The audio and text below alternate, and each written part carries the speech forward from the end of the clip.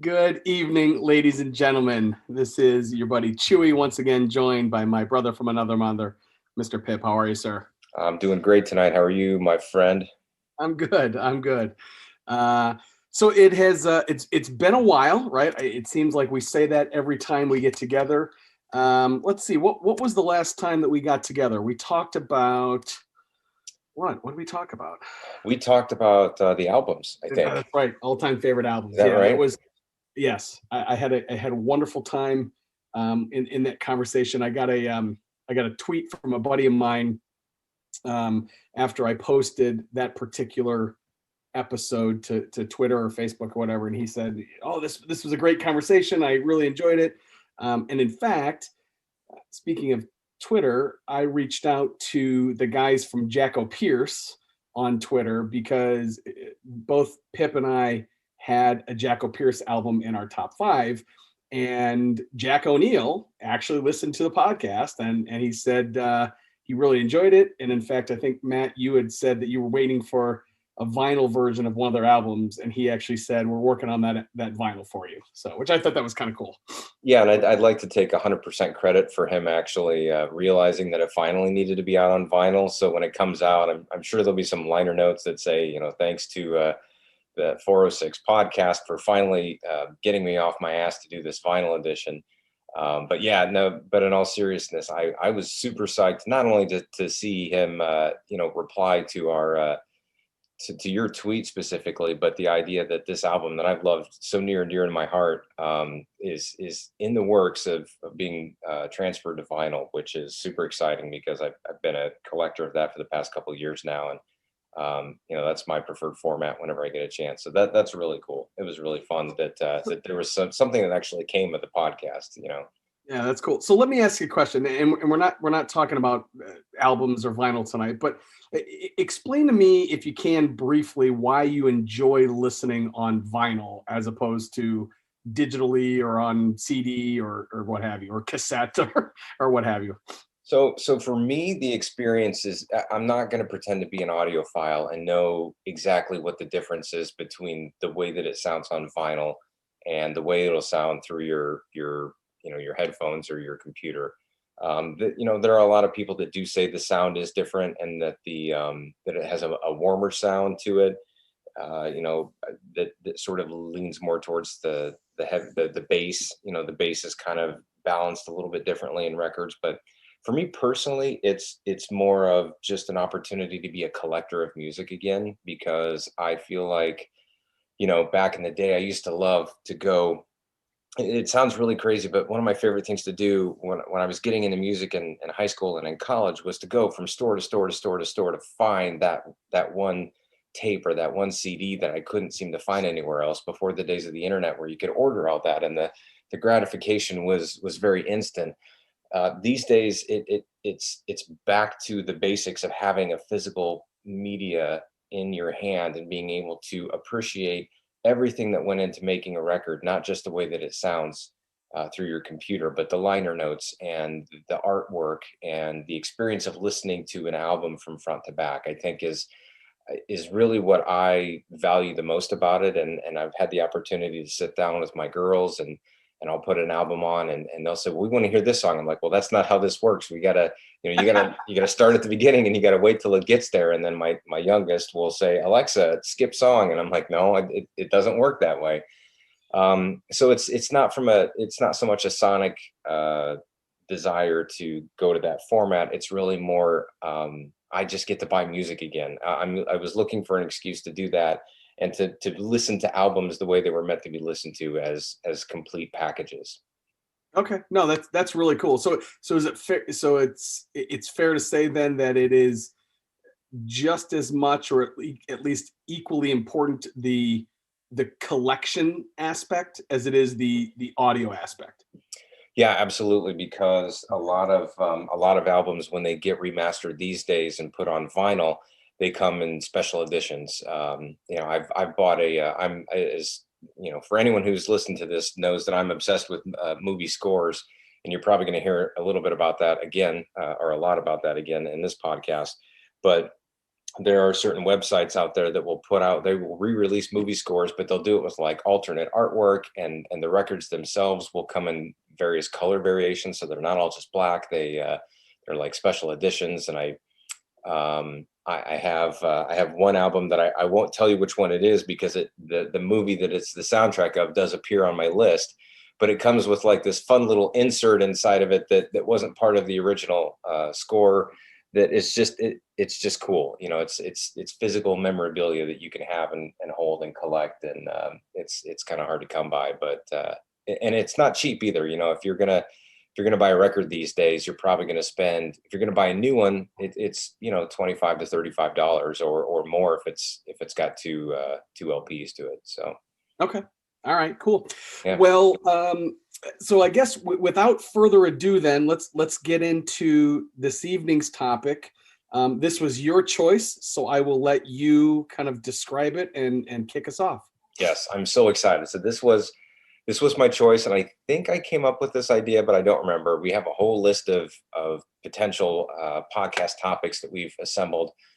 And this is one that I as soon as that came up, I got really excited about the idea, because it's not a basic top five. It's a little bit different. And tonight's top five is the top five favorite movies that do not have a sequel.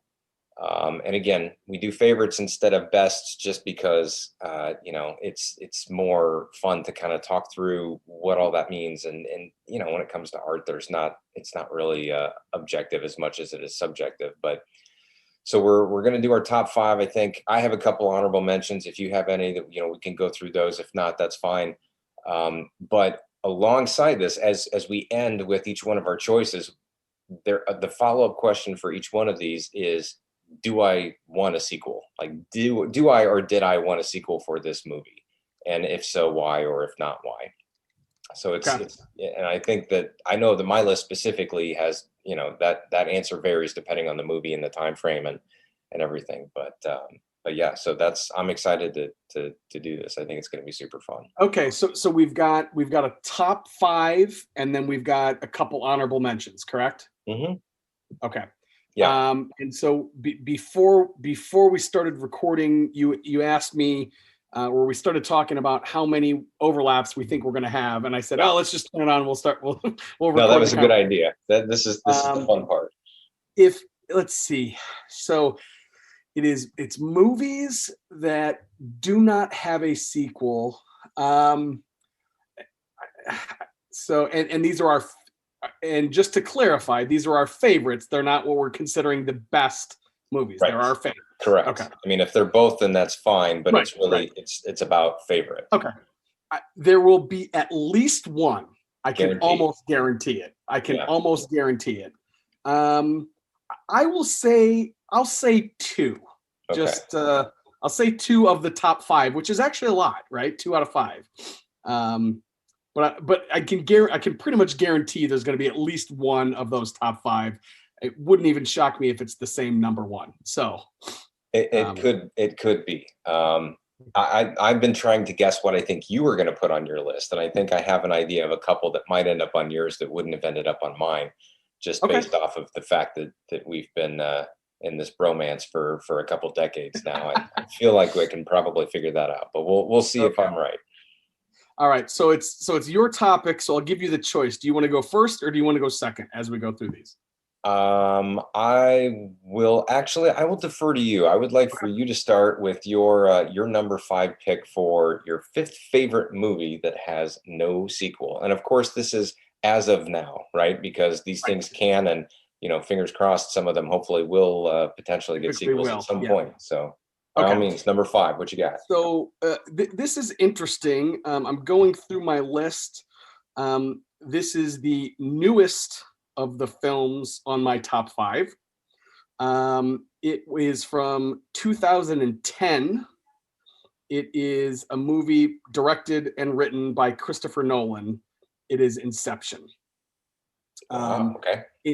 Inception is a movie, if you have not seen it, it stars Leo DiCaprio, and essentially he is, I guess he's a dream thief is the best way I can describe it.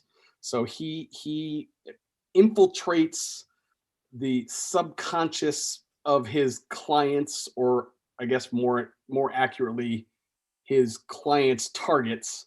Um, and it's almost impossible to describe this movie succinctly, right? Yes. It is kind of, it's part Matrix, it's part, Nightmare on Elm Street. It's not a horror movie by any stretch. It's a straight up kind of action thriller movie. There's a little bit of a heist um, storyline to it. Again, stars Leo DiCaprio, Joseph Gordon-Levitt, Ken Watanabe, Elliot Page, Tom Hardy. If you know Christopher Nolan movies, you'll see a lot of those characters. Michael Caine, Tom Berenger's in it. But just, I remember, ironically enough, the first time I saw this movie, I was going in for a sleep study, ironically enough, and I watched this movie as I was falling asleep, which just completely wigged me out. What? Yeah, and then I had to, the next week or whatever it was, I had to finish it because it was just awesome. Yeah, love this movie. As for, do I think it should have a sequel, or do I want a sequel? Um, you know what? I would love to see a sequel just because I loved this movie so much. But if I had to vote, I would say no. I don't want a sequel. If that makes sense. I realize I'm kind of contradicting myself. It really is it's a standalone film. It's got a great overall story. There's a little bit of, towards the, not to spoil it, but towards the end, it's a kind of a, not a cliffhanger, but there's a little bit of unknown there at the end, which, when you're talking about dreams are unknown. It's kind of like when you wake up from a dream and you kind of don't remember it. So no, I would say no, I don't want a sequel. And number 5 is Inception. That's a really interesting choice. It's been a while since I've seen that movie, but I remember not understanding a lot of what I saw, but being really intrigued by it because Christopher Nolan is a very captivating filmmaker. And yeah, he does use a lot of the same cast members. I mean, I'd say 80% of the people you named were in one of the Batman movies, probably. Yeah. And I remember watching that movie and thinking, God, it was really cool. I liked all the performances. I still don't think I got it. Like I think there's so much to the science or the rules that were created behind this story that I'm still trying to grasp. But I also really like the fact that, you called it a cliffhanger, but the ending of it is left to the viewer's interpretation as to what actually happened, what actually did or did not happen. And I feel like that was a really brave choice by someone like Christopher Nolan. I mean, he'd had his credibility by then, so I feel like he can kind of get away with that. But there were a lot of people that walked out of there frustrated because they didn't get the answer. They weren't told exactly what happened. And I think it's really interesting and brave that he basically said, I'm just going to leave this up to your interpretation of it, you the viewer. Yeah, Um, it's funny. Typically, I'm a big movie ending guy, right? Like if you watch a movie the entire way through and it's great, and then the ending sucks, I'm one of those people who's like, that movie sucks, right?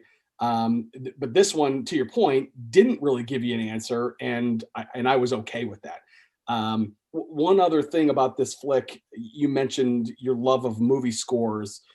It's scored by Hans Zimmer. mm, And there's a bunch of awesome tunes on there. There's one specifically called Time, which you have probably heard it and not even realized kind of what it's from. It's a pretty, it's only what, 20 years old or 10 years old at this point. It's I would call it an iconic piece of music, but it's great. Yeah.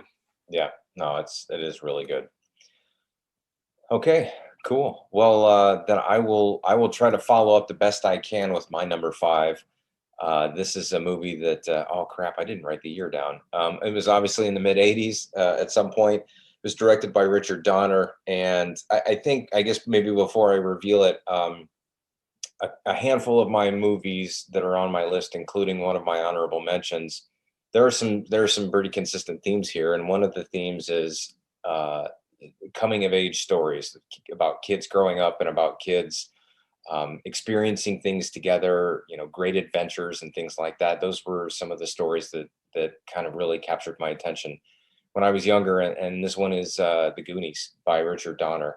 Um, the, this had obviously a huge cast: Sean Astin, Josh Brolin, Corey Feldman, Jeff Cohen, who hasn't really gone on to much acting wise, but I believe he's like a Hollywood lawyer or Hollywood attorney or maybe an agent or something like that. He works in the business, but not in front of the camera. Kerry Green, Martha Plimpton, Ke Huy Quan, also known as Short Round from the Temple of Doom. This score was really great. It was by someone named David Grusin, who I'm not familiar with. I don't know anything else he's done, but it was a really, really good score and something that's really fun to listen to. But I mean, everybody knows Goonies. I said coming of age before. This is sort of a coming of age treasure hunting adventure, that included a bunch of friends who were desperate to save their homes in their hometown.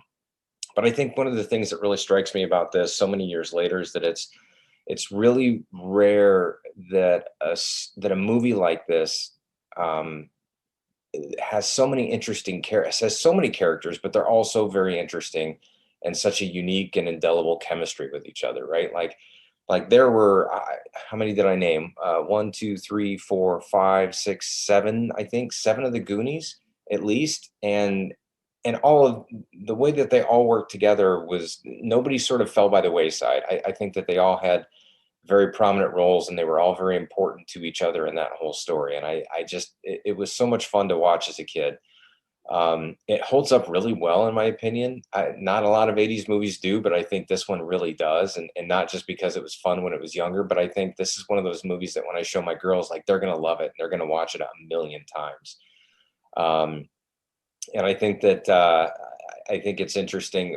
One of my favorite pieces of trivia about this movie is the scene at the end where they turn around to see the pirate ship for the first time. It turns out that was the first time that any of the actors actually saw that pirate ship, which was a full-scale sized pirate ship that they built for that purpose, and they captured their very first reaction seeing that, which really just endeared me to. Yeah, and it really endeared me to Richard Donner, and he became one of my favorite directors after that movie. And he did Superman and a bunch of other movies that I really like. So that's my number 5. Now, do I want a sequel? This is an interesting one because technically it has one, but not really. It's on the NES, Nintendo Entertainment System. They did make a video game called Goonies 2. Which was one of the first times I think a movie ever got adapted into a sequel in video game form. But this has long been rumored, probably more so than any other movie that I have on my list. I don't think there have been any more discussions around any of my other movies than this one in terms of them wanting a sequel, like everybody wanting to see a sequel. But I think it's been talked about a lot, but I don't think they were ever able to come to a conclusion on a story that everybody liked enough to want to do it.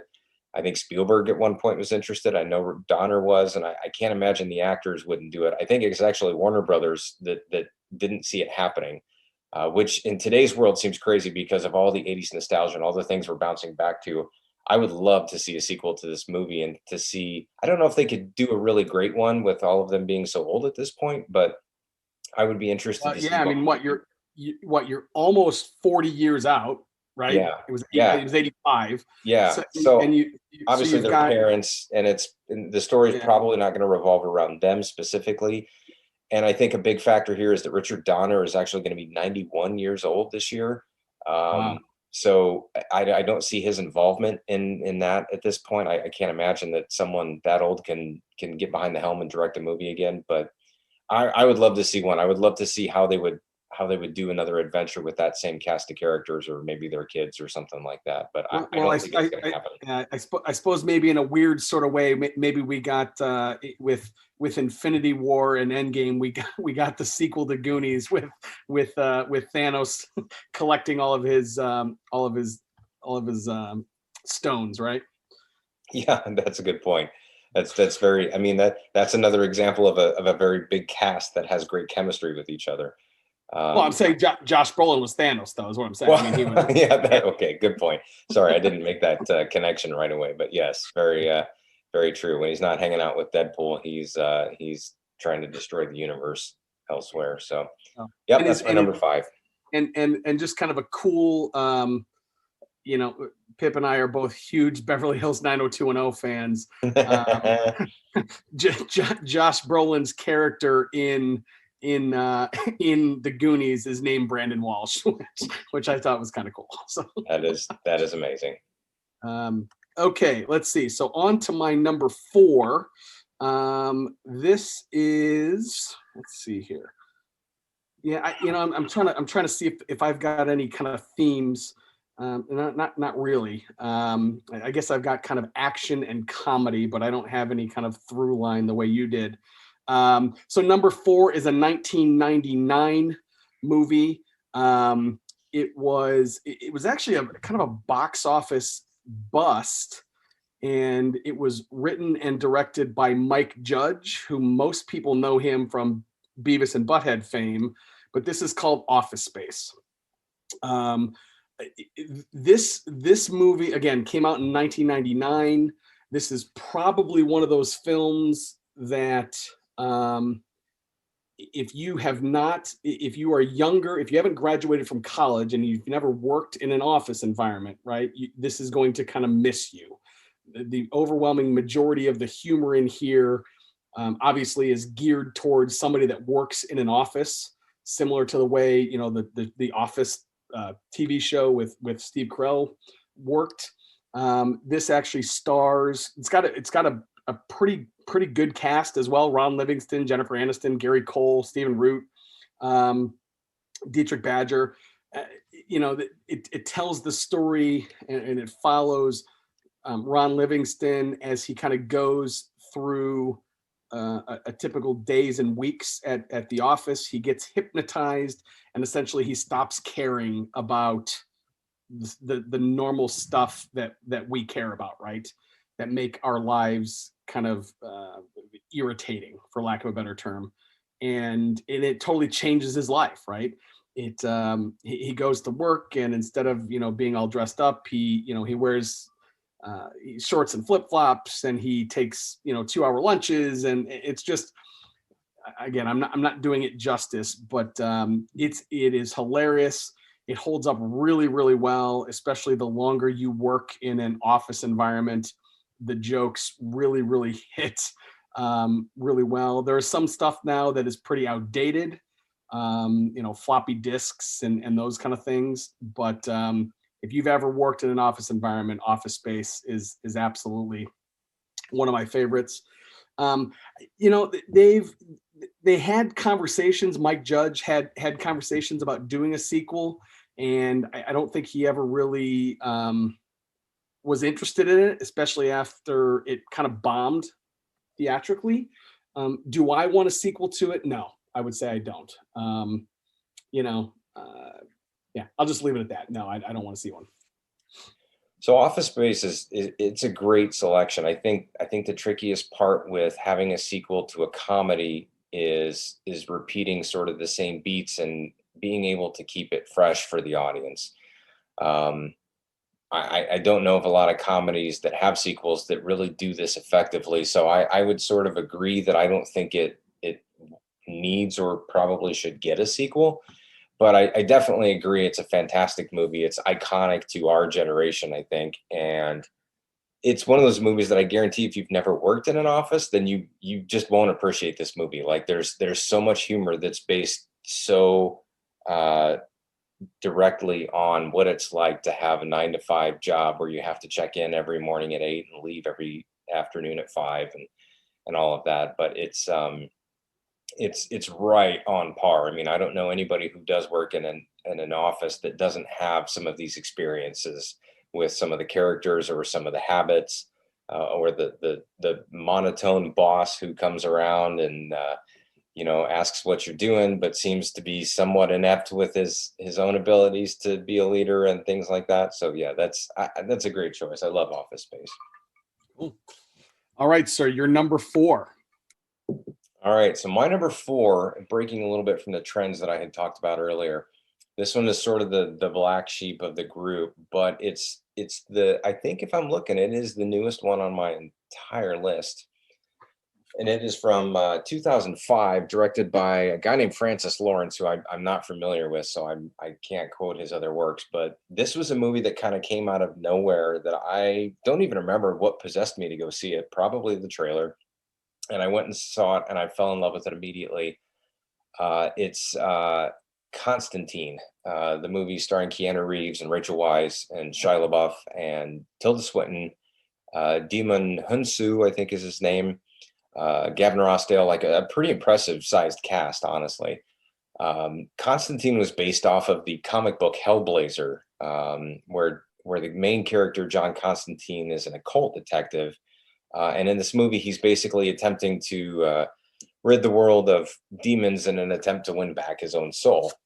But this, not similar to Inception, but not at all in story parallels. Similar in that there's a lot going on in this movie.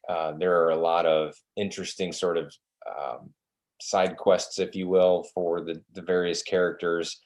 But everything from the son of Lucifer trying to break into the real world, to the nefarious motives of the archangel Gabriel, and even a final showdown between Constantine and the little horn himself, Satan. It's just I don't know. I think it's the way that this movie was filmed, and probably my forever Hollywood man crush on Keanu. I guess is probably the reason that I love this. I can't really fault him for anything. I don't think he's the world's most talented actor, but what he does really well, and the roles that they cast him well in, he's fantastic. And he plays this role as well as anyone could. Although I did hear a rumor that Nick Cage was rumored to be the first choice for this role, and I assume that's shortly before his Hollywood star started to fall a little bit. But yeah, I think Keanu has a ton of charisma in this movie, and it's really telling that his character is really a deplorable person, but the charisma that he has is something that really kind of pulls in the viewer and gets them interested in the story. The box office was pretty lukewarm. I don't know if this was considered a bomb, but it didn't really make a lot of money, which is probably the single most reason any movie doesn't get a sequel. And Keanu can be kind of polarizing as an actor, as an action star for a lot of people. But and I think another thing that I will mention is that the Hellblazer comic books, for those who are familiar with it, the character in that comic book was not Keanu Reeves. It was not a tall, slender, dark-haired American. It was a short, spiky-haired British character who is more like Billy Idol than Keanu Reeves. So I think people who were beholden to the source material probably didn't take the transition very well, which I wouldn't blame them for. If I had even known it was a comic book, I might have not liked the choice, but I didn't know. It came completely fresh to me. So that was that. So do I want a sequel to this? Would I want one? It's probably too late at this point. The movie is 16 years old. But I've wanted one for a long while. I thought that this was certainly a story that could have been told multiple times, or at least gone different directions past where this movie ended. And interestingly enough, it is a comic that lives in the DC universe, and this character has shown up in various TV shows. Certainly not as Keanu Reeves, but as something a little bit more faithful to the source material. So I wouldn't say it's off the books. That they may reboot it at some point. I don't think we'll see a sequel with Keanu Reeves, but yeah, 2005's Constantine is my number four. Very, very cool. I have actually never seen that movie. I'm familiar-ish with the character. So a couple notes. The director is Francis Lawrence. He actually directed I Am Legend, the Will Smith film. Got it. So that's the only other thing I know him from. Constantine, the comic character, was actually written by Alan Moore, who wrote Watchmen, Batman: The Killing Joke, Sure. V for Vendetta, and those kind of things. kind of a grumpy old guy, but has some really, really amazing characters. And ironically enough, I just Googled Constantine, and 5 hours ago, Deadline.com posted Constantine reboot in the works at HBO Max from J.J. Abrams' Bad Robot with Guy Bolton set as director. So I don't know if that's a reboot of the movie, of a show, of the comic, but it looks like there is renewed interest in Constantine, which is kind of cool. That's a good pick. I'm sure this will come up again through a couple of our movies from now until the end of this list. But with the advent of digital media and the streaming services, Netflix and Hulu and Disney Plus and all of those, I think a lot of these properties will probably get some consideration for sequels or additional material or reboots in ways that they never would have seen it before. Like Constantine is one that I think would actually probably play better as a online series versus maybe another movie sequel. I would still prefer, selfishly, I would like a movie sequel because I like Keanu Reeves, but I think if they rebooted this, it would probably play better as a series that went from episode to episode, more of an episodic format, if you will. That's cool. Yeah. All right. Give us your number three. All right. Number three. Let's see. Number three is a 2003 film. Again, another comedy. It was directed and co-written by Todd Phillips. It stars Luke Wilson, Vince Vaughn, and Will Ferrell. It is Old School. Old School. Again, those three actors, Luke Wilson, Vince Vaughn, and Will Ferrell, essentially they're depressed guys in their, late 30s, mid 30s, what have you. And what they're trying to do is they're trying to relive their college days, something that Pip and I know have talked about often in the past. Once or twice. Right. But they actually go the extra mile, and they essentially go back to school, and they don't go to school, but they start a fraternity. And it is the kind of the shenanigans that ensue. It's hilarious, especially if you're coming to it and watching it as a 30-something or 40-something year old male. This is one of those movies that I for years I said, why don't they make a sequel to that? Why don't they make a sequel to that? And it turns out that in 2006, which would have been just a couple of years after it came out, they wrote a sequel to it, and both Will Ferrell and Vince Vaughn turned it down. The sequel was going to be them going on spring break, and it's like you said, Matt. When you do a comedy, it's really tough to do a sequel that doesn't just hit all the same notes, right? And that's basically what they said. It was basically the same movie, but just at a different set piece.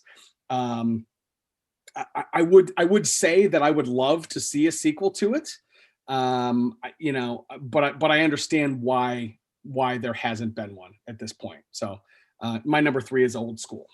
Yeah, that's a fantastic movie, and one that I think, if they would have struck when the iron was hot, I think they could have gotten away with it. I think now it's probably a little bit too late to consider that. But yeah, again, to your point and to the conversation that we've had, making a sequel out of a comedy, you're destined to repeat the same beats, a la Austin Powers, right? Like, I mean, you can almost go scene for scene is just a repeat of the previous movie with maybe a different character or a different punchline, but everything feels very familiar, and that formula does work to an extent, but it turns on you pretty quickly. Yeah, it does. And that's, Austin Powers is a little different because it's more character driven, and there's more to play with there. Whereas these are, this is set in a, quote unquote realistic universe. Right. But it's a fantastic movie, and it's one of, like comedies for me in my, I don't know, late 20s, early 30s, sort of got really formulaic and repetitive, and I don't know if I didn't get them or I just didn't jive with them or whatever. But Old School was one of those, like sort of the 40-year-old virgin was one of those where it was just like, yeah, that one I get, like that one I understand.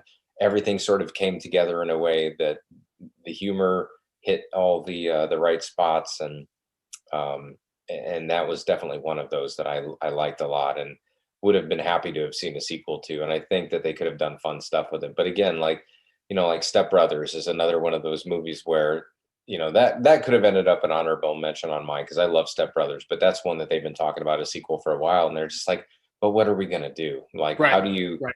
how do you tell another story and keep it fresh, but still retain the same comedic um, integrity that the first one had. Comedy is all about catching you off guard, but once you've gotten your feet back underneath you, that it just doesn't work the same way. Yeah, So, for sure. but great movie, fantastic choice. All right, sir. What's your number three? All right, my number three. We're getting into the meat and potatoes here. I'm excited about this. So, number three. I don't know if you know this about my movie collecting history, but my number three was the first movie that I ever purchased on DVD, and this was before I owned a DVD player, but I knew I was going to have one at some point someday, so I bought this DVD first. This is out of 1984. This is another story that could be considered a coming of age, um, about a kid who wants bigger and better things for his life, and this is The Last Starfighter, starring Lance Guest, Dan O'Herlihy, Robert Preston, and Catherine Mary Stewart. She was in a handful of 80s movies. She was in, well, I don't think Weekend at Bernie's was an 80s movie, but she was in that. She was in Night of the Comet. She was in a handful of things. Directed by Nick Castle, who is interesting.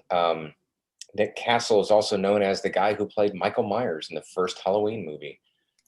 And actually the most recent Halloween movie too. They recast him, or he at least did the mask, the scenes without the mask. But The Last Starfighter, for me, if I'm being honest, is it a great movie? I don't know, probably not. But it's one that I watched when I was young, and it's about a kid who lives in a very scenic trailer park, who dreams about getting out, only to find that his ticket is punched after getting a high score on a stand-up arcade game in his park. And I mean, like, what could be more in my wheelhouse than something like that, right? Like, you mean all I have to do is play a video game and then I get to go to space and fight bad guys? Yeah, sure, sign me up.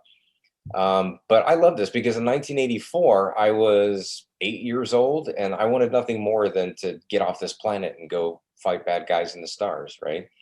Uh, this movie just has such a really sweet charm to it that I've never really been able to identify, but I've always identified with. Robert Preston was so good in this film. I haven't seen everything that he's done, but I think this was one of the last films that he did. I don't think he did many more after this. I think he passed away after that.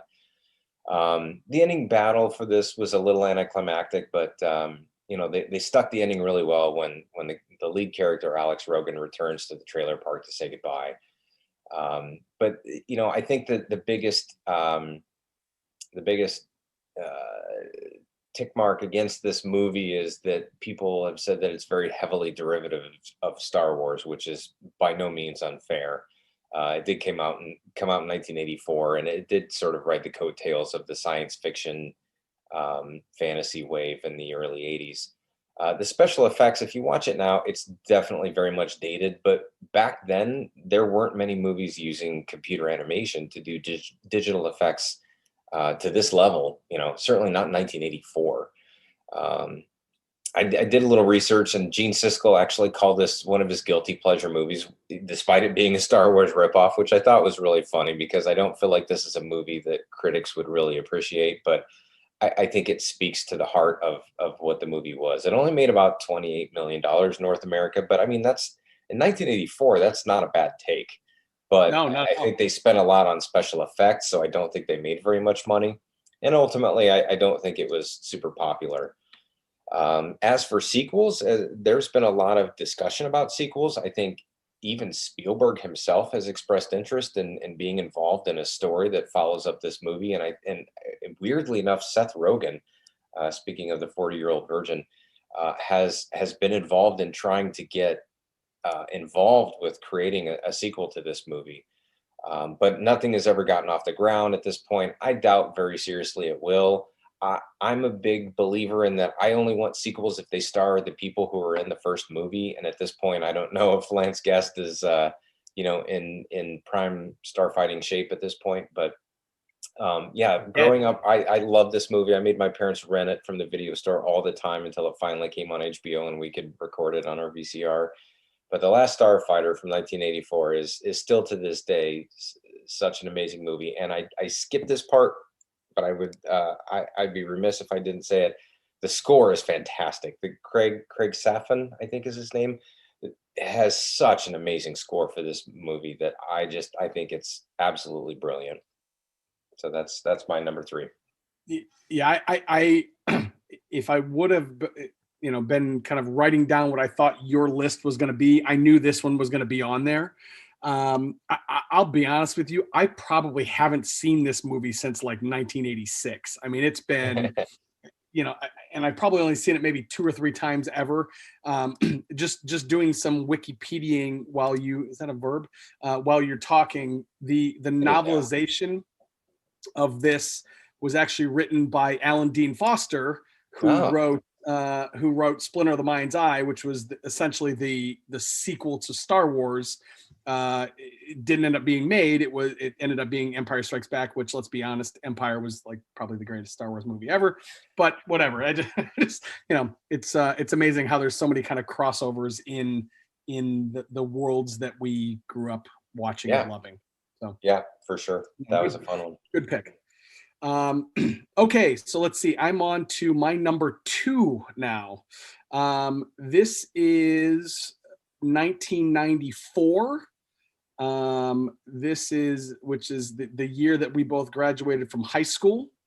It is an action movie starring, in my opinion, one of the greatest action heroes of all time, Arnold Schwarzenegger. It was written and directed by James Cameron. This is True Lies. True Lies, again, stars Schwarzenegger, Jamie Lee Curtis, Tom Arnold. You got appearances in there from Bill Paxton, Elijah Dushku, and believe it or not, Charlton Heston. It tells the story of Schwarzenegger, who plays a guy named Harry Tasker, who he essentially is a spy, and not even his family knows that he is a spy. So he's this like badass secret agent, and he's playing a character or a role of, I think he's a copier salesman or something like that. And it's great. I mean, it's a great action movie. The cast is really good. It holds up really, really well. And it's just one of those films that, there's enough action in there to keep you satisfied as an action fan. There's enough comedy in there with Tom Arnold to make you giggle every now and then. And again, I really do think it's one of Schwarzenegger's best action movies. I was really bummed for a long time that they didn't make a sequel to it. They had actually approached James Cameron and Schwarzenegger and Jamie Lee Curtis several years later, and in fact, I think they even got to a script, and then September 11th happened, and James Cameron since then has essentially said, "Hey, I've really just kind of changed my tune on movies about terrorists, and I just don't think I can make another terrorist central movie after 9/11," which I can respect. I'm really bummed that they didn't make a movie or a sequel to it. I would like to see a sequel to it, but I understand why he can't make it. I get it. So, but number 2 is True Lies. I love it. That is a fantastic movie. That's probably, if I had to guess, if I had to look through your entire list and my entire list, that's going to be the one that I would be the most surprised that never got a sequel.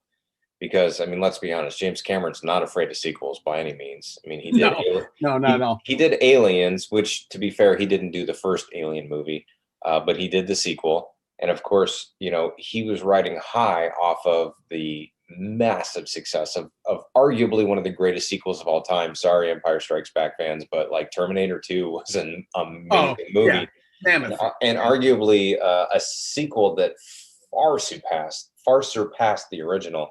That's a, Um, that's another podcast all in itself. yeah, Sequels that are and better than one the that I original. think we should definitely tackle. But I mean, the fact that they never revisited that, especially with, I mean, Schwarzenegger was sort of getting towards the twilight of his action star career at that point. But I mean, the chemistry of the actors on set and the big budget extravaganza of it all, I'm just really surprised that that never got made. And I think for years and years and years, I've heard that they were toying with the idea in one fashion or another. So I guess I guess Cameron is just too obsessed with trying to make more of those movies with all the blue people in them, because he's got like 3 sequels allegedly lined up for Avatar, which to me is just It's so maybe bad. we should do a list someday of movies that why the hell does anybody think these movies are good, or the most overrated movies of all time, and Avatar would probably be on my I fell number asleep one. during Avatar. I was so bored. It was Dances with Wolves with blue people. I mean, just it was boring. Yeah, But it must have resonated for some reason he had because a shit ton of money. Yeah, it was like the biggest selling movie of all time, and until like I don't even know, like maybe Force Awakens, I think, came and made. There weren't very many movies that made like $1 billion, and I think that one yeah. maybe had been the first one. But anyways, no, True Lies is a fantastic movie. Jamie Lee Curtis was the standout for me in that movie. I thought she was fantastic. I've always really, really liked her and everything that she's done, and I think that she brought a lot of female strength to that movie, which Cameron is very known for. Um, Yeah. And She making. was she was hot in that Oh, movie. she was white hot in that movie. She When was she, hot. when she Yeah. took off her nerd glasses and Oh, got into that dress and danced around for him and all, I mean, yeah, that worked. That worked really well. So yeah, that's a great pick. all right. So far, no overlaps. So What far, no is overlaps, but here's our first overlap. here Here it it is. is. Here's your I number think two. I think you were hoping this was going to be my number one, and it was close, but it's not. This one is the one that will be on both of our lists unequivocally. No concerns there. This is 1986's Big Trouble in Little China. You and I have a bigger love affair with this movie, I think, than any other two men on the planet, other than maybe Kurt Russell and John Carpenter. Um, John Carpenter being the director, Kurt Russell being the star, along with Dennis Dunn, Kim Cattrall, and James Hong, James No Touch Hong. That one's just for us. John Carpenter obviously did the score as well, which he's very famous for. He does the scores to most of his movies, and that's the album that I was listening to as I was doing all the data mining for my picks. Um, that's the record that I have that has this really cool insert of it says Egg Shin tour bus rentals and stuff like that, and it's this really cool thing. But this movie was so good. I don't think there is a more quotable cult classic movie than this movie. It only made $11 million in the box office, which is terrible. And there's a whole article about why it did so bad, and that I think it was because 20th Century Fox like tanked it on purpose, or at least that's the rumor. There's some really good stuff written. I think maybe even on Rolling Stone, or maybe it was another website that talked a lot about. But it was a huge commercial failure. But it is absolutely the definition of a cult classic because it took off in the home video market. Like it got a really huge following there. I think the issue was that they maybe didn't promote it at all, and it was up against some other pretty tough movies. But Kurt Russell is nothing short of brilliant as the bravely inept Jack Burton, fighting alongside his friend Wang Chi to get his fiance back. I mean, the movie is pretty silly. I mean, I'm not going to say that it's the greatest story that has ever been told, but it's this really interesting. It's like this wonderful action movie with a Western feel set in the world of 6 demon bags and Chinese mysticism. I mean, it's just so, and neon lights flashing in the background in San Francisco, Chinatown. It's just so great. One of the interesting things that one of the things that I do think is interesting is the movie starts sort of with the with the epilogue. I think, and the movie starts with Egg Shen talking to I don't know who this guy ever is really, but he's talking He's to a somebody. lawyer. He's like, He's a okay, he's a lawyer. lawyer. I didn't know if he was Yeah. a lawyer or like an FBI agent, but they're looking for Jack Burton. And I think that would sort of be the ideal stepping stone to launch into a sequel. And sadly, it never happened. An official sequel was obviously never made, but there have been a lot of rumors of another movie coming out featuring The Rock, which I love The Rock. I will back him all day long as an action star, but I want him nowhere near any of this, to be honest with you, just because it's so near and dear to my heart.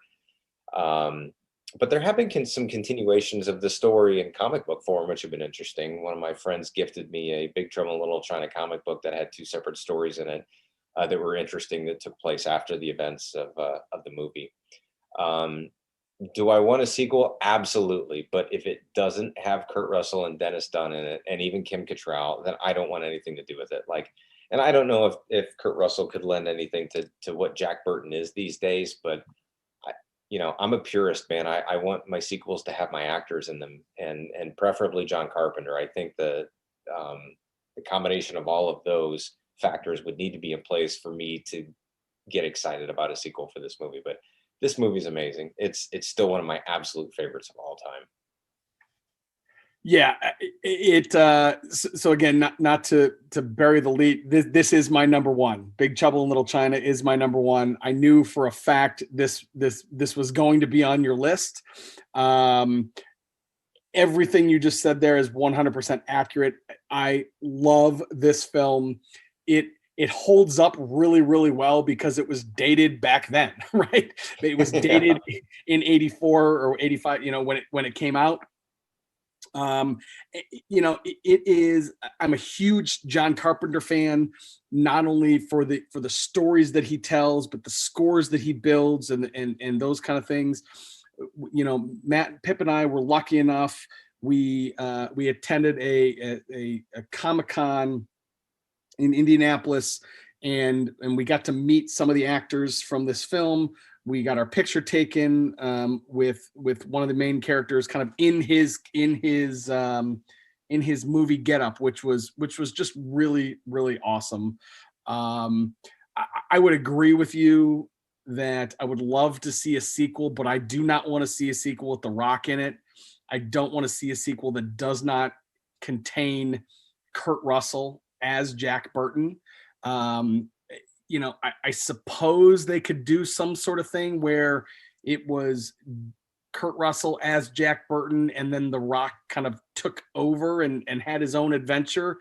But I am not interested in the slightest of having The Rock play Jack Burton. That to me would be sacrilege. I'm actually okay that it never got a sequel. I would like to see it just because I love the movie, but to me, it is almost a perfect standalone cheesy action 80s movie. The cast is great. Again, Kurt Russell stands out in this. This is in my mind. I wrote a blog post years and years ago on 406northlane.com about definitive roles for actors, which could be another awesome podcast, I think. But to me, this is the definitive role of Kurt Russell. He's had some other great roles.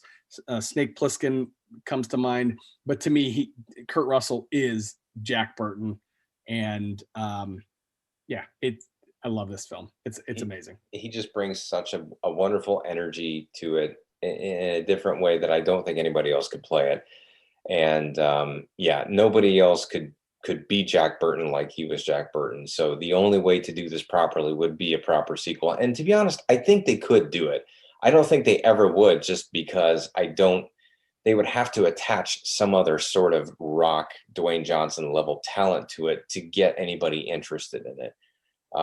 Because it didn't do great box office. It did pretty terrible box office. So like, there's no desire to make a sequel to this movie this many years later. But yeah, so the latest, so in 2015, Dwayne Johnson said that he was developing a remake to star as Jack Burton, right? Then in 2018, they clarified and they said it'll be a sequel. It will be a continuation of the previous film. They're not going to replace Kurt Russell as Jack Burton. It'll be a follow-up. Now, a lot has happened, obviously, in the world and specifically in the movie industry since 2018. But so that's kind of the latest. Hey, I think you're right. I think they could do it, and I think a guy like The Rock, is the kind of superstar that would bring eyes to that quote unquote franchise. But again, I don't want to see him as Jack Burton. Well, if we do, then it's a reboot. It's not a sequel. Right. And nobody, I can't imagine anybody wants to see a reboot of this movie. Like there's nothing, you can't retell this story and capture the same magic that John Carpenter and Kurt Russell and Kim Cattrall and all those actors did. Like it's special because of the way that it's rooted in 1986. I mean, you just can't recreate that the same way. Yeah. It would be an ultimate failure, I think. Or if it did succeed, it would succeed for reasons that had nothing to do why we love the original. Yeah. So it is what it is. I don't think we'll see one, but all right, we'll do that. So, I mean, what else? Anything else you have to add? I feel like I stole your thunder. No, not at all. I knew that there would, when I sat down to do this list, I knew there would be at least one, and that was going to be the one. So, no, again, great movie. I actually watch it relatively regularly. I come back to it at least once a year. In fact, I showed my boys this film. It's got to be a while ago. It's probably 4 or 5 years ago, which at the time they would have been like 9, 7, and my little guy I haven't shown. But they were scared of it at that time, right? It starts out and there's a lot of fighting. There's a lot of, not war, but there's a lot of guns and blood and this, that, and the other thing. At this point now, my oldest is 14. My youngest is 12. It's about time to reintroduce them to this movie because I think at this point they will absolutely love it. This would be one of those movies that I think if I watched it for the first time as an adult, I would still really love this movie because I'd be like, what the hell is happening here? Like a bunch of guys are walking down an alley and all of a sudden these guys who you expect to start throwing down some serious kung fu start whipping out these submachine guns and shooting each other. And none of it makes sense, but it's just so glorious in all of its nonsensical chaos. It's amazing. It's surreal for sure. So, all right, sir, what you got one left. What do you got? I do. All right. So here's my number one. And this is one that I think is fair to say both my favorite and probably, in my humble opinion, the best movie that never got a sequel. Out of 1982, it is the E.T. the Extraterrestrial. Steven Spielberg, I mean, enough said there. This man sort of completely defined what it was for me to be a kid, or at least defined the movie-going experience for me as a child. Written by Melissa Matheson, who I think is also known as being one of Harrison Ford's first wives. Produced by Steven Spielberg and Kathleen Kennedy, who we would know as to take over Lucasfilm. Stars Henry Thomas, Dee Wallace, Drew Barrymore, Peter Coyote, Robert McNaughton, and a handful of other people, not too many actually. John Williams did the score. John Williams, I've gone on record as saying he's my single biggest, well, he's now currently my single biggest living musical influence. It was Eddie Van Halen, and Eddie Van Halen is sadly in the great beyond. John Williams, who is, I believe, 90 years old this year, is the next one for me, who has influenced more for me musically than anybody. And this is an absolutely breathtaking score from top to bottom. It's one of those that you can listen to the score and see the movie playing in your head as it's going. But the interesting, I mean, this movie's a great mix of terrifying, right? It's pretty scary in the beginning when, all the adults are sort of filmed from the waist down as chasing E.T. through the forest when he lands, and him and his clan are trying to collect all these plants and stuff. And it's pretty scary how he's running around. And of course that iconic scene in the, when Elliot finds him in the cornfield and he kind of freaks out and everyone's screaming. I remember being terrified by that when I was a kid. But there's a lot of comedy in the movie as well, with E.T.'s sort of fish out of water experience, as he's drinking beer and he's learning about the world that Elliot lives in. And then of course the sadness, that goes on, the emotion that goes with when ET dies. Spoiler alert, if you haven't seen it. And then of course he comes back to life. But then when he leaves at the end, like, I'm still not capable of watching that scene at the end and not crying. Like, I lose my shit every single time because it's really just that emotional. But I think one of my favorite things is that I think Steven Spielberg really captured what it was like to be a kid in the 80s. And his footprints are very evident over everything that he has any involvement with. And it plays this well still so many years later. Like, I can immediately go back to what it was like being a kid, wishing I had something bigger and better and more supernatural and more space like, when I was younger. I used to daydream about that stuff all the time, whether it was lightsabers and stormtroopers or whether it was befriending an alien. That kind of thing was just so fascinating to me. And it does continue a theme of many Spielberg movies about a young child without, a father figure present. I think that that's something that he did a lot in his movies back then. One of the interesting things that I read about this movie is that it was shot roughly in chronological order to make sure that all the reactions from all the child actors were genuine, or as genuine as they could be, which was interesting. Notoriously, one of the reputations this movie has, the only bad reputation I think, is that it has the worst video game adaptation in the history of cinema. The ET game for Atari is known as probably the single most disgraceful video game to have ever crossed the home console platforms. There's a whole documentary on it if you want to watch it. I don't remember what it's called, but it's really fascinating about how they buried a bunch of video games and then dug them up many years later. I think a sequel was discussed at one point, and a treatment allegedly was written between Spielberg and Matheson, but I think they very, very smartly decided against it, which leads to my last point. Do I want a sequel? No, absolutely not. The greatest thing about this movie is that they never tried to continue the story, and it breaks my heart in a way because I have often sort of daydreamed about how they could make a sequel and what they would do if they did. And the closest thing we got to that was a Xfinity Christmas ad. I think if anybody remembers, like they did Years ago, yeah. they did a long spot where Henry Thomas came back and they did an ET thing, and it had a tiny bit of charm to it, but none of the magic of what that movie was. But that movie is still so very special to me, and I haven't shown my kids yet just because they watch TV and they watch movies, but they don't collect the information from them yet. They're not capable of really absorbing a story. But when they do, this will be one of the first ones I show them because it was so important to me as a kid. And it still is today. It's one of the most perfect movies that has ever been created, next to like maybe Back to the Future, which I think is another perfect movie. I can't think of anything wrong to say about it. It's just that great. No, I would agree. This was one of those films that I had a list of like 10 potential honorable mentions, and ET was one of them. This is one of the films.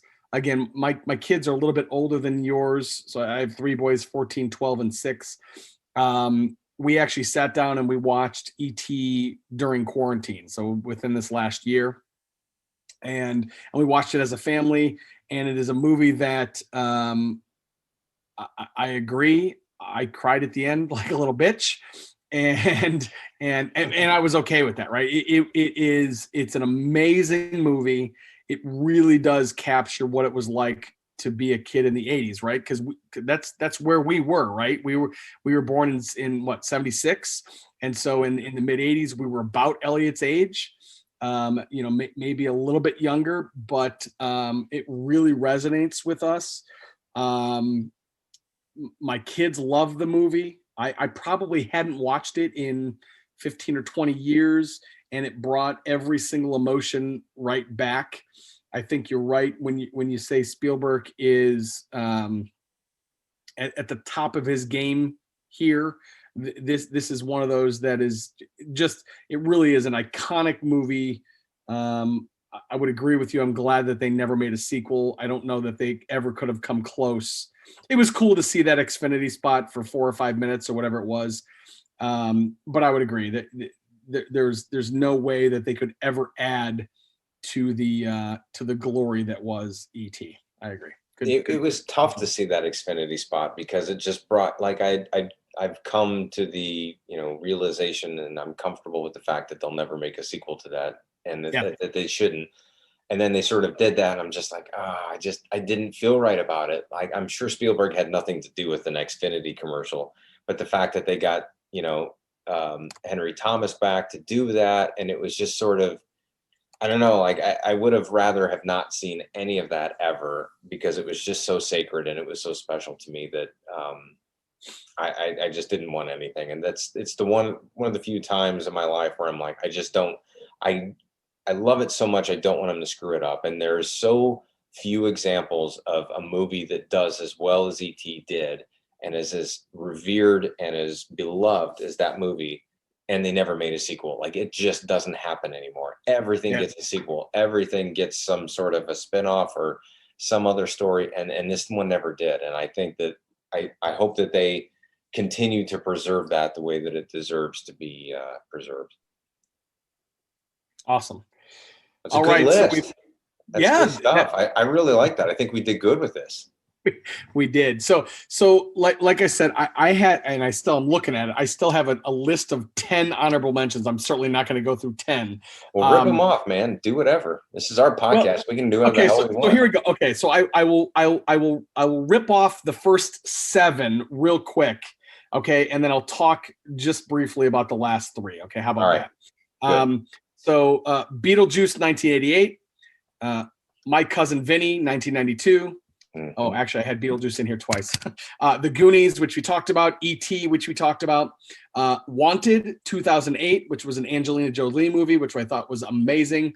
Spaceballs, 1987, which, again, is a comedy, and it's just really, really difficult to make a sequel to a comedy that is very good. So, okay. So my top 3 honorable mentions. And let me just clarify, these are movies that never got a sequel, not necessarily movies that were not part of a franchise. Okay, so I think I might know what one of these is, because I was going to try to do that. I was going to do a movie that was a sequel but never had a sequel. Right, exactly. So I've actually got 2 of those. 2 of the 3 I have like that. I guarantee I know one of them. I'm gonna put $5 on the fact I know one of them, and I already. Freddy versus Jason is the first. That was it. That was the one. So I obviously, if you know me at all and you know Pip at all, we are huge horror movie fans. Freddy versus Jason is about everything that is great with the other site that we started, scaretissue.com. It brings together 2 of our passions, Freddy Krueger from the Nightmare on Elm Street series and Jason Voorhees from the Friday the 13th series. I don't know that it was necessarily a great that great battle that we had all hoped for, but it's a great horror movie. It is a standalone movie. I think it is wonderful. I think it's highly underrated. In fact, I always put it in my top 10 all-time horror movies. And again, part of that is because of all of the baggage and the backstory that I have from those 2 franchises. But I just absolutely love that movie, the way they did that crossover. I think it's probably arguably one of the best crossover movies of all time, which is another podcast that we could do. But I'm bummed that they never came back to it. I thought Freddy versus Jason was awesome. I thought for sure that they would, because it did well financially. It did very well at the time. But I think it's a matter at that time. It was a matter of, it went through so much development hell for well over a decade. I think at that point, that I just don't think that they had the energy to try to figure it out. I think Robert Englund was sort of at the end of his tenure playing Freddy. Like, I think he was done with it, honestly. But if they'd have done this movie 10 years earlier, I guarantee we'd have had at least 2 more movies, because there was so much that they could have done with it that they just never really had the energy to do. And I think that they properly recognized that you can't you can recast Jason as many times as you want to. I mean, Not I still Freddy. think Kane Hodder is the best, but I, Yeah, I mean, I think the guy who played Jason in the Freddy versus did a Jason great movie was job. Yeah, great. I think it was fantastic. You can't recast Robert Englund. You you just can't can't do it. do it. They tried it and it failed. Um, Even though they tried to reboot it rather than a sequel, you just can't do it. I think that the character of Freddy Krueger is going to live and die with Robert Englund. Yeah, I agree. So yeah, good choice. Great. I actually had that. I bumped that from my honorable mention list, but it was on there as sort of a trick of being a sequel without a sequel. Okay, and then I got two more, and then I'll let you do your honorable mentions. Number two would be Cabin in the Woods, which is a 2011 horror movie. Solid. I think so. So this is one of those kind of meta horror movies in that it's a horror movie that plays on every trope of horror movies, but then kind of flips the script, right? I think they did a great job. I think probably the reason that they haven't made a sequel to it, I'm gonna spoil the hell out of the movie, but like at the end of it, basically the world ends, right? So I don't know that they could necessarily make a quote sequel to that movie. And then my last one is the newest movie on my entire list. It is 2018's Solo, a Star Wars story. I loved that movie. I know it gets a lot of hate from Star Wars nerds. It came out at a weird time in the Star Wars universe. It's not Harrison Ford, who is my all-time favorite Star Wars character, but it's a great movie, and it left a lot of things open. And I really hope that one of these days we get a continuation to that story, whether it's a straight up sequel or they tell that story in other Star Wars, whether it's a show or another movie. I thought it was great. I really, really enjoyed it. Those are all really good choices. Hard to sort of recap all of them. I'd say with Solo, I think that I don't think we'll see a sequel to it, just because I think they're going to focus their efforts in different ways with the Star I Wars agree. universe at this point.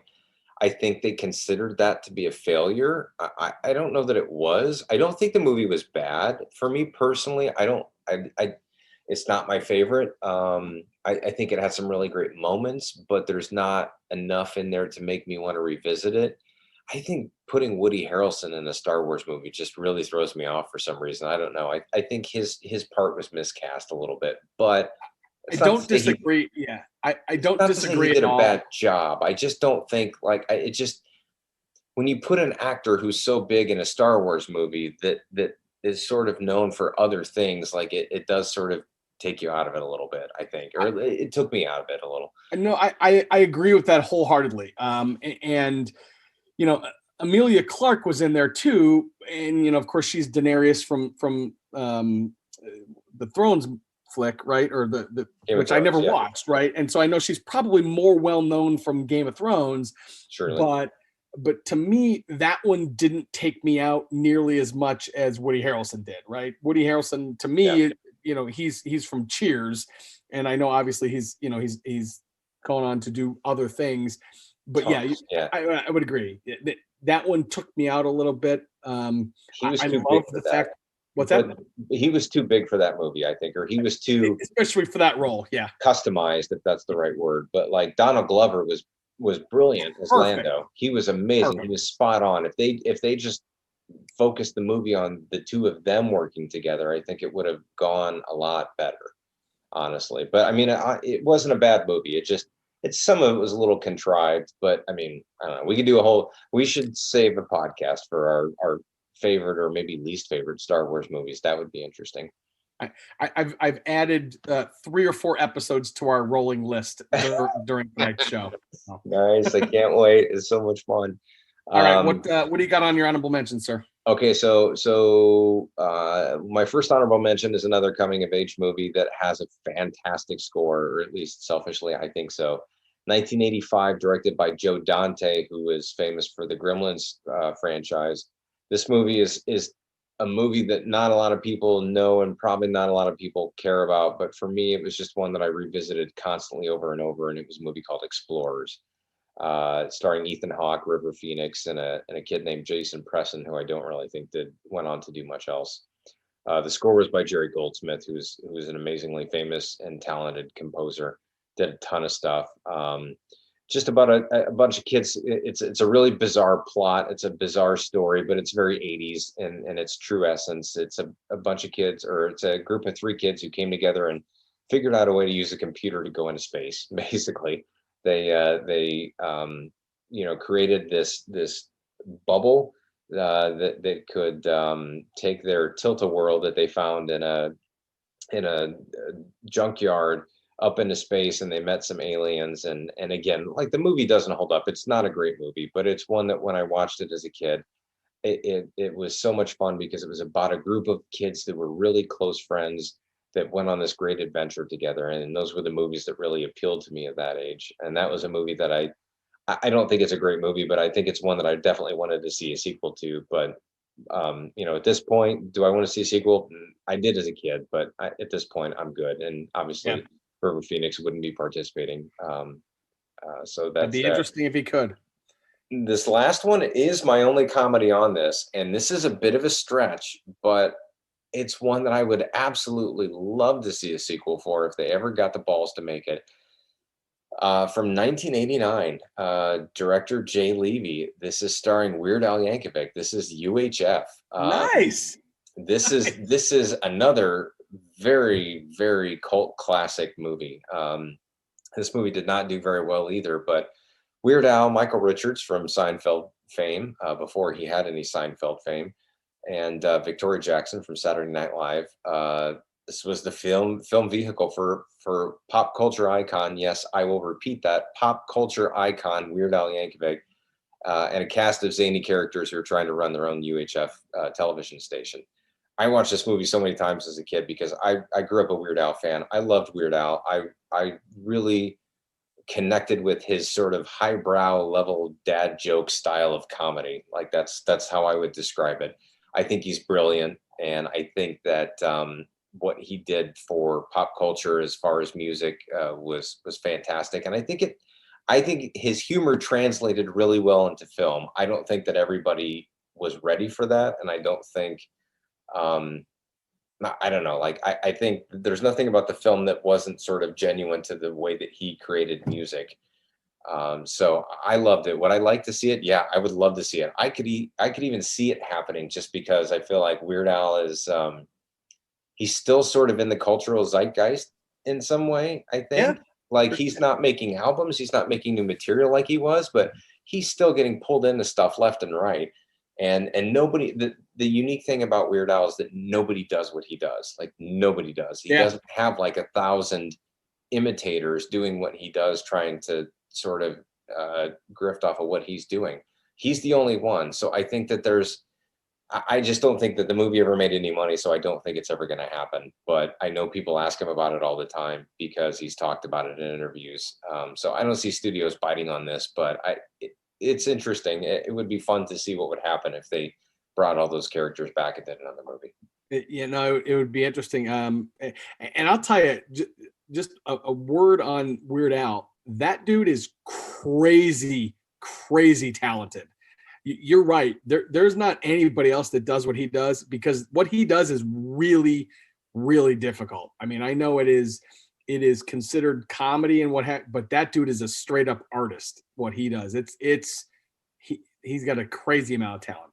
Yeah, absolutely. And the combination of the way he does it, and the character that he brings to it, and the fact that he does it all with accordion based music is just, it's too weird and too zany to be able to replicate anything like that. And I don't think he gets enough appreciation or adulation for what he does, because it's all based off of comedy, and it's all based off of the fact that he's riffing off of other people's material. But I guarantee if you took a pop song and sat down and tried to write a funny song to it, it just wouldn't work the same way that he does it. And he's a good singer too. He's underrated as a singer. I think he's got the pipes to be able to do some of that stuff. And what I really love is when an artist I respect does a subtle nod somewhere to Weird Al. Or there was a point in time where bands didn't feel like they were famous until Weird Al would parody them. And that's just sort of like a stepping stone into your musical career, right? So like Weezer did the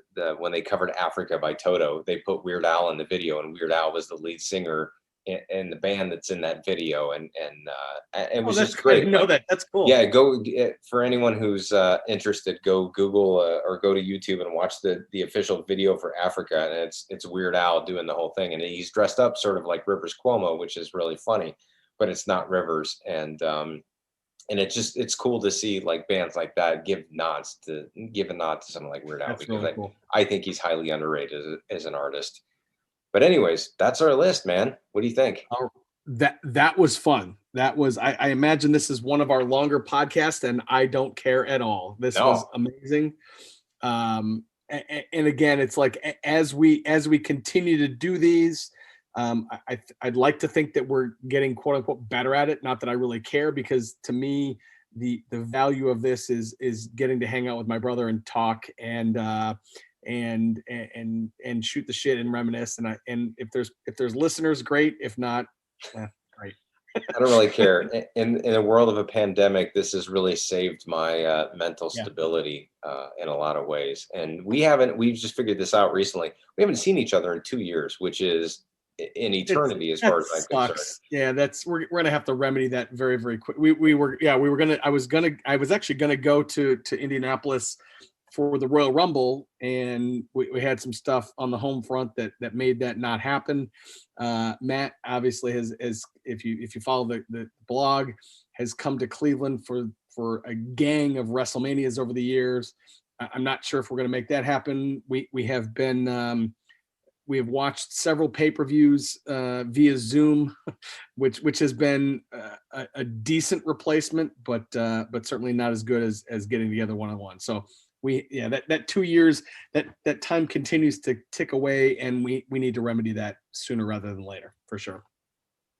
Absolutely, and we will.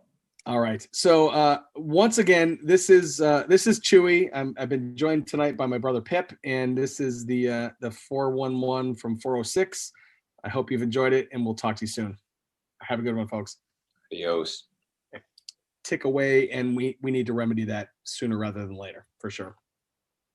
Absolutely, and we will. All right. So once again, this is Chewie. I've been joined tonight by my brother Pip, and this is the 411 from 406. I hope you've enjoyed it, and we'll talk to you soon. Have a good one, folks. Adios. This is Chewie. I've been joined tonight by my brother Pip, and this is the 411 from 406. I hope you've enjoyed it, and we'll talk to you soon. Have a good one, folks. Adios.